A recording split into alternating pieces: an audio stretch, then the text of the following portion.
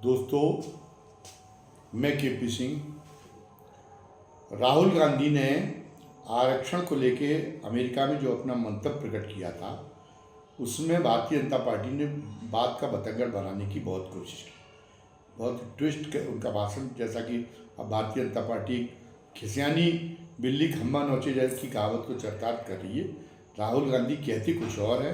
उन्होंने सारे हिंदुओं को अपमानित करने का कोई बयान नहीं दिया था। उन्होंने ये कहा था कि भारतीय जनता पार्टी की, उनका लोकसभा में कहने का आशय यह था कि भारतीय जनता पार्टी के लोग अपने हिंदू होने के दावा करके वो जो बातें कह रहे हैं, वो नफरत फैलाने वाली भाषा, वो हिंदुओं की भाषा नहीं है।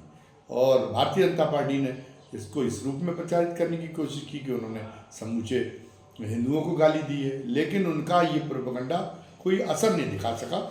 लोगों ने उसको डायरेक्ट टेलीकास्ट देखा था और लोग ये स्पष्ट थे इस बारे में कि राहुल गांधी ने सभी हिंदुओं को गाली नहीं दी, बल्कि भारतीय जनता पार्टी द्वारा हिंदुओं का जो विकृत प्रस्तुतिकरण है, उसको लेकर उन्होंने उसको कटघरे में लाने की कोशिश की है। उसको लेकर उन्होंने ये कहा कि ये हिंदुओं की जो विचारधारा है, हिंदुओं की जो संस्कृति है, उसके अनुकूल नहीं है। तो ये लोगों के सामने स्पष्ट था, इसलिए भारतीय जनता पार्टी की कोशिशें कामयाब नहीं हो पाई। इसके आधार पर राहुल गांधी को बदनाम करने की और राहुल गांधी को जो है वो उनके खिलाफ माहौल खड़ा तैयार करने की। इसी तरह से आरक्षण के मामले में हुआ। आरक्षण के मामले में उनसे एक सवाल किया गया था अमेरिका में, तो वहाँ उन्होंने आरक्षण को, एक विश्वविद्यालय में वो छात्रों के साथ संवाद कर रहे थे, उस दौरान की घटना है। तो उन्होंने ये कहा कि आरक्षण को समाप्त करने के बारे में हमारी पार्टी तब विचार करेगी जब ये हो कि कोई किसी तरह से उनके साथ में उनके न्याय करने के मामले में निष्पक्षता की पूरी तरह से आशा कायम हो जाए, पूरी तरह ये देखने लगे कि निष्पक्ष होकर उनका मूल्यांकन किया जा रहा है, तब हम आरक्षण को ख़त्म करने के बारे में सोचेंगे। और वो भी पार्टी के अंदर पूरा विचार विमर्श करके और जो संबंधित हितधारक पक्ष है उनसे विचार विमर्श करके कहेंगे। उसके बाद में अमित शाह तो जिहादी अंदाज में बोल उठे कि हम मरते दम तक आरक्षण को ख़त्म नहीं करने देंगे। अब बाबा साहब ने आरक्षण दिया। अब ये किस तरह से मनमानी व्याख्या संविधान की, ये स्पष्ट समझ में नहीं आता कि भारतीय जनता पार्टी देश की इस समय सबसे बड़ी पार्टी, रूलिंग पार्टी है, देश में शासन करने वाली पार्टी है, उसको इस तरीके से गैर जिम्मेदाराना हरकत का परिचय देना चाहिए। बाबा साहब ने या संविधान का मंतव्य अनंत काल तक आरक्षण की प्रक्रिया को जारी रखना नहीं है।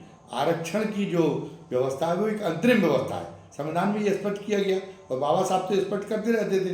राजनीतिक आरक्षण के बारे में उन्होंने कहा था कि 10 वर्षों बाद इसको खत्म कर दिया जाना चाहिए।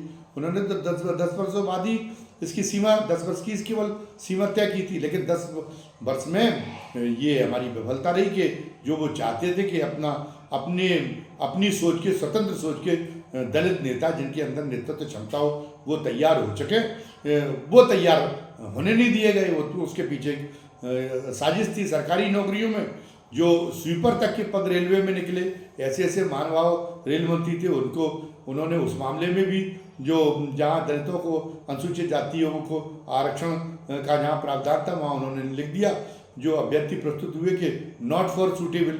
मतलब इसमें सफाई का काम करने के मामले में भी जो सफाई का पुश्तैनी तौर पे जो काम कर रहे, वो योग्य अभ्यर्थी नहीं है दलित। और उन्होंने उसको अनरिजर्व करके, उस समय बाध्यता थी नहीं, तो उसको उनको अनरिजर्व करके और सवर्ण भर्ती करा दिए उन महानुभावों ने, रेल मंत्री महोदय। और वो सवर्ण, पता चला कि रेलवे में अच्छी खासी मोटी रकम मिलती थी।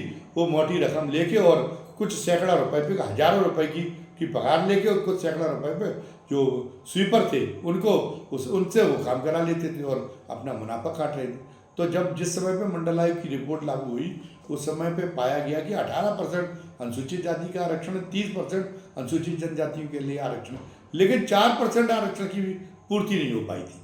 तो फिर बाद में तमाम सारी सरकारों ने बैकलॉग को अपनाना पड़ा। तो उसमें जो सवर्ण अभ्यर्थी थे उनके बीच में चित्कार मच गया कि अब जो सरकारी नौकरियां मिल रही हैं उनमें तो 100% आरक्षित वर्ग को जा रही है। पिछड़े वर्ग की स्थिति तो और भी ज़्यादा खराब है, क्योंकि पिछड़े वर्ग के लिए तो आरक्षण की व्यवस्था को 1991 में लागू किया गया। आप कह रहे हैं कि वो समर्थ हैं, पिछड़े वर्ग में कुछ जातियाँ बहुत दबंग हैं, सवर्णों से भी आगे हैं। हमने आपकी बात मान ली, लेकिन वो शैक्षणिक दर्जा तो उनका गिरा हुआ था नहीं, और उनको सरकारी नौकरियों में जब वो इतने आगे थे तो क्या ये मान लिया जाए कि नहीं वो जन्मजात ईश्वर ने उनको कोई दंड दे के भेजा, इसलिए उनको ये कोई योग्यता और प्रतिभा नहीं दी? उसके लिए तो गवाह है आपकी जो जिनको आप तथाकथित अपना धार्मिक साहित्य कहते हैं, वो जो स्रोत है सामाजिक व्यवस्था के बारे में आपके, वो धार्मिक पुस्तकों के नाम पे, धार्मिक पुस्तकों का नाम देके जो स्रोत आपने बना रखे सामाजिक व्यवस्था के नाम पे, वो स्रोत क्या कहते हैं? वो स्रोत कहते हैं कि जो है कि वो किसी भी कीमत पे शूद्र कितना भी योग्य क्यों ना हो, शूद्र कितना भी ईमानदार क्यों ना हो, लेकिन वो सम्मान का हकदार नहीं। ये कि इस मानवाधिकार के युग में ये बातें आपकी चल सकती, दुनिया में मुंह दिखाने के लायक रह जाएंगी आप ये बातें करके। ले जब उनमें संशोधन की बात होती है तो आप संशोधन करने के लिए भी तैयार नहीं होते, और आप मतलब आपने पता नहीं रावण से भी ज़्यादा आपके तो मुंह हो गए, और फिर जब आप जवाब नहीं दे पाते तो ये कहते हैं कि अंग्रेजों ने हमारे साथ षड्यंत्र किया था, मुसलमानों ने हमारे साथ षड्यंत्र किया था, हमारी धार्मिक साहित्य में गलत चीज़ें जोड़ दी गई। तो आप फिर उनकी जो गलती है वो अपने सिर्फ माथे क्यों लेना नहीं चाहते? फिर आप ये क्यों नहीं कहते कि नहीं हमारी वो अमुक धार्मिक पुस्तक है उसमें तो कोई संशोधन हो ही नहीं सकता, वो चाहे जितनी एक जो बहुसंख्यक समाज है देश को चाहे जितनी गाली दे, आप संभोगवध को उचित ठहराते हैं। अब संभोगवध आज की तारीख में किया जाना कोई कैसे संभव है? आप संभोगवध के माध्यम से क्या कहना चाहते हैं? कि वो पवित्रता के साथ रहता था संभोग, शूद्र जात से होने की वजह से, स्वयं ब्रह्मकालीन मुहूर्त में जैसे सवर्ण नहाते उसी तरह से नहाता था। नहाने के बाद में फिर नाश्ता करना, खाना उसका बाद में काम था। खाना जो है वो पहले वो ध्यान लगाता था, साधना करता था, उसके बाद में फिर जो है कुछ विद्याध्ययन करता था, उसके बाद में फिर वो विद्या को लोगों के बीच में अपना जो दृष्टिकोण था ज्ञान बांटता था, और उसमें जो संवाद की प्रक्रिया होती थी वो अगर लोग उसके जवाब में उसकी बात का प्रतिवाद करते थे उनको सुनता था, और उनके आधार पर फिर अपने निष्कर्षों को उनकी कसौटी पे कसता था। तो आपने कहा कि नहीं हम तो सवर्ण, वो तो आप शूद्र हैं तो आप पवित्रता के साथ रह नहीं सकते, आपको तो बासी रोटी खानी पड़ेगी, आपको तो महीनों बिना नहाए रहना पड़ेगा, आप ब्रह्मकालीन मुहूर्त में कैसे हो रहे, आप तो ये जो है ज्ञान की कोई बात सीख नहीं सकते, ज्ञान की बात कोई कर नहीं सकते। ये आप जिन प्रतीकों को खड़ा कर रहे हैं ईश्वर के नाम पे, आपको ये एहसास नहीं है कि उन प्रतीकों के साथ में संभोगवध की कथा जुड़ी हुई है। संभोगवध की कथा कोई ईश्वर अपनी ही संतान को, वो शूद्रों या सवर्ण दोनों उसकी संतान है, शूद्र और सवर्ण तो आपके बनाए हुए, किसी एक संतान के प्रति ऐसा सौतेला ऐसी घृणापूर्ण दृष्टिकोण रख सकता है कभी भी ईश्वर, और एक संतान के प्रति एक संतान उसको इतनी अधिक दुलारी हो सकती है कि सब कुछ उसी को सौंप दे? अरे उसके लिए तो सारी संतानें बराबर हैं ईश्वर के नाम पे। क्यों ये अधर्म करने का काम कर रहे, क्यों ये अनाचार करने का काम कर रहे? आप जो काम कर रहे हैं वो आप उसके आधार पे आप विधर्मी कहलाने के योग्य हैं, कहीं आप धार्मिक कहलाने की योग्य नहीं। तो आप उन चीज़ों को तो बदलने के लिए तैयार होने नहीं चाहते। चलिए ठीक है, आप नहीं होना चाहते, और फिर आप आरक्षण के इतने बड़े समर्थक की मृत्यु तक खत्म नहीं होने दिए गए। अरे आप लेटरल एंट्री की व्यवस्था आप क्यों लेके आए थे? आउटसोर्सिंग में क्यों आप तैयार नहीं है आरक्षण लाने का? क्यों आप ऐसा है कि अगर दलित और पिछड़े वर्ग का आदमी अगर वो लड़का अगर IAS IPS बन भी जाए तो आप उसको पोस्टिंग नहीं देना चाहते? आखिर राहुल गांधी कह रहे या तो झूठ कह रहे, तो आप बताइए कि सच क्या है कि भारत सरकार को 90 सचिव चला रहे, और 90 सचिव में केवल 3 सचिव पिछले वर्ग के। या तो राहुल गांधी की बात झूठ है तो आप कहिए कि बात झूठ है, या आप ये कहिए कि कांग्रेस के जमाने से ऐसा होता रहा और ये गलती हुई थी, हम इस गलती को सुधार देंगे। तो कांग्रेस अपने आप, राहुल गांधी अपने उसमें घिर जाएंगे, लेकिन आप ये आश्वासन भी नहीं देना चाहते। आप आउटसोर्सिंग में भी आप आरक्षण लागू करेंगे, ये भी आप आश्वासन देना नहीं चाहते। एक तरफ तो आप आरक्षण के इतने विरोध में हैं, और दूसरी तरफ आप आरक्षण का उद्देश्य नहीं समझ पा रहे। आरक्षण का उद्देश्य जाति विहीन समाज खत्म करना, ये नहीं कि जातिगत पहचाने और ज़्यादा मजबूत हों। कैसे आरक्षण के माध्यम से जाति विहीन समाज होगा? जब सबके पास पद हो जाएंगे, जो पद में जातिगत भेदभाव नहीं रह जाएगा बड़े पदों में, तो जैसे फिल्म में होता है, फिल्म के क्षेत्र में फिल्मी हस्तियों से ही लोग आपस में शादी करते, न तो धर्म का विचार करते, न जात का विचार करते। लड़के को जो लड़की पसंद आ जाए वो होता है। ऐसे ही IAS और IPS की नौकरियों में होने लगा। तमाम सारे सवर्ण लड़के या लड़कियां, तमाम अनुसूचित जाति के लड़के या लड़कियों को को वो उनके क्लास के लोग हैं, मतलब वो भी आईएएस संवर्ग में वो शादी करना चाहता है और उसको पसंद आ गई या चाहता है या चाहती है, तो वो फिर जातिगत भेदभाव नहीं होता। तो वर्गीय शादियाँ शुरू होंगी जब एक पदों के मामले में एक स्तर पे खड़े हो जाएंगे, वर्गीय शादियाँ खत्म होंगी, तो फिर जो है वो उसका ये एक धरातल पे जब खड़े हो जाएंगे तो फिर जातिगत गौरव का झंडा फहराने की किसी की जरूरत ही नहीं रह जाएगी। तो एक नागरिक समाज की जरूरत जो बनाने की जरूरत है वो जरूरत पूरी हो सकेगी।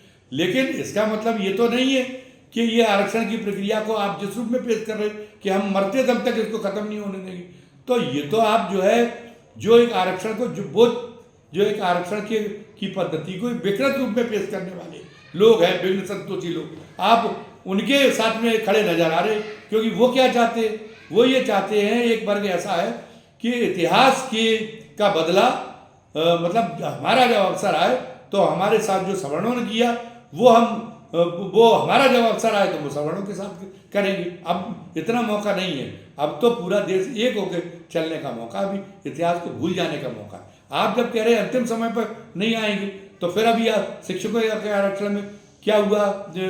उत्तर प्रदेश में शिक्षकों के आरक्षण में योगी जी चिल्लाते रहे कि हमने तो पिछले वर्ग के लोग उनसे ज़्यादा भर्ती किए जो आरक्षण के अनुपात में जितने होने चाहिए।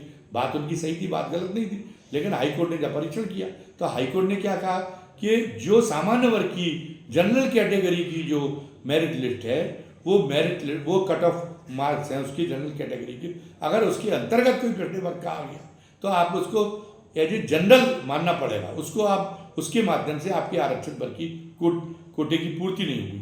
वो जब उनको हटाने के बाद में फिर आप आरक्षण वर्ग का कोटा पूरा करिए।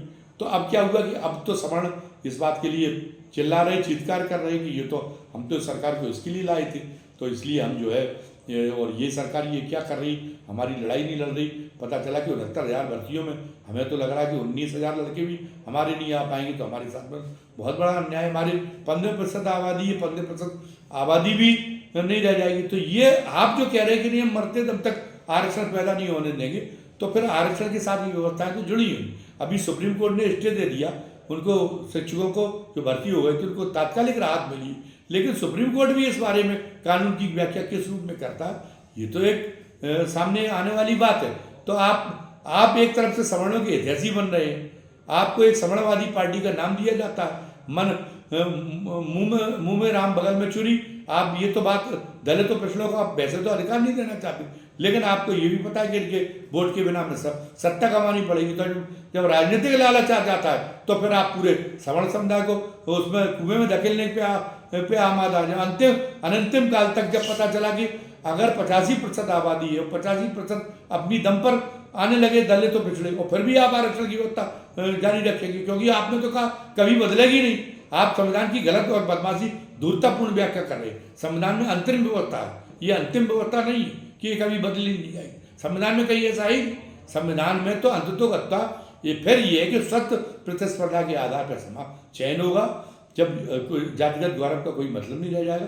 फिर जो आ जाए वो आ जाए, वो अगर उसकी पृष्ठभूमि भी उसके पुरखे कभी सवर्ण रहे हो, अगर बेगर ज़्यादा चुन जाते प्रतियोगिता में तो उनको ज़्यादा मौका मिल जाएगा, अगर पिछड़े ज़्यादा चुन जाते हैं तो पिछड़ों को ज़्यादा मिल जाएगा, या सबको एक अच्छे खासे अनुपात में जगह मिल जाती तो सबका समायोजन हो जाएगा। लेकिन अंतिम काल तक नहीं रहेगी। जैसे ही ये स्थिति होती है कि वो उनका जो आरक्षण में अनुपात ठहरता, उस अनुपात से वो पता चला लगातार 5 साल तक उस अनुपात से आगे बढ़ के और वो उनका प्रदर्शन हो रहा है, तो फिर आरक्षण को समाप्त करने पर विचार करना ही पड़ेगा। इसके लिए मानसिक रूप से अभी दलित पिछड़ों को तैयार किया जाना चाहिए, न कि आप उनको उकसाने का काम कर रहे हैं। तो आप गृह युद्ध भड़काने की स्थितियां आप निर्मित कर रहे हैं, इस तरह का मूर्खतापूर्ण और धूर्ततापूर्ण बयान देके। आपको दलित तो पिछड़े वैसे मानसिक रूप से तैयार है। बाबा साहब अम्बेडकर ने भी समझाया, बाबा साहब अम्बेडकर ने तो कई मामलों में साहित्य पढ़ते नहीं है सवर्ण समाज के लोग, वरना बाबा साहब अम्बेडकर ने तो जो जिसका ऋग्वेद का जिसका उदाहरण दिया जाता पुरुष सूक्त का, कि देखिए हमें तो पैरों से निकला बताया गया, उन्होंने कहा कि जो ऋग्वेद के जिस मीटर में छंद लिखे गए उस मीटर में यह है ही नहीं पुरुष सूक्त, तो इसका मतलब पुरुष सूक्त तो बनवासी से किसी ने बाद में जोड़ दिया, तो वो तो ऋग्वेद का बचाव कर रहे हैं आपके धर्म का।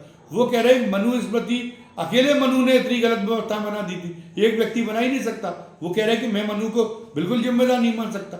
वो कह रहे थे मनु ने थोड़ी बहुत व्यवस्थाएं बनाई होगी, एक तात्कालिक जरूरत है, हो सकता है कि उस समय सकारात्मक दृष्टिकोण रहा हो, लेकिन उसके बाद में अनुलोम विलोम विवाह, उसके बाद में अन्य कारणों से वो व्यवस्थाएं कट्टर होती चली गई और उसमें कई लोगों का योगदान रहा। मनु का कोई योगदान नहीं, मनु का योगदान तो बहुत सीमित रहा कि मनु की तो वो दिशा पकड़ दी, किसी अच्छी भावना से कोई कदम उठाया जाए, जैसे आरक्षण की व्यवस्था को एक अच्छी भावना से कदम उठाया गया। लेकिन आप मनु जिसके लिए गलत ठहराया जा रहा, वो मनु ने गलत किया या नहीं किया, लेकिन अमित शाह जरूर ये गलत कर रहे कि नहीं, आरक्षण की व्यवस्था कभी नहीं बदलेगी।